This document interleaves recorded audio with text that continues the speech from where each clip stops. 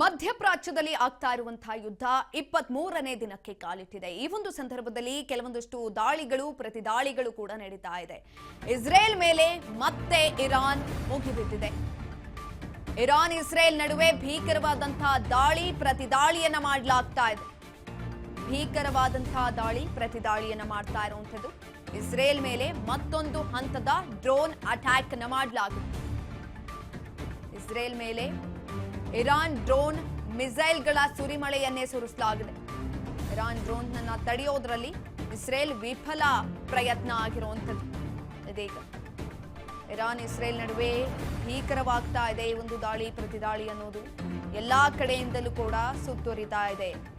Iran ದಾಳಿಯನ್ನ ಮಾಡ್ತಾ ಇದೆ, ಮುಗಿಬೀಳ್ತಾ ಇದೆ. ಇಸ್ರೇಲ್ ಮೇಲೆ ಮತ್ತೆ ಮತ್ತೆ ದಾಳಿಯನ್ನ ಮಾಡ್ತಾ ಇರುವಂತದ್ದು. ಈಗ ಆಲ್ರೆಡಿ ಇರಾನ್ ತನ್ನ ಸಾಮರ್ಥ್ಯವನ್ನ ತೋರಿಸೋದ್ರಲ್ಲಿ ಸಫಲ ಆಗಿದೆ. ಇನ್ನೊಂದು ಕಡೆನಲ್ಲಿ ಇರಾನ್ ಡ್ರೋನ್ ದಾಳಿಯನ್ನ ತಡೆಯೋದ್ರಲ್ಲಿ ಇಸ್ರೇಲ್ ವಿಫಲ ಆಗಿರುವಂತದ್ದು.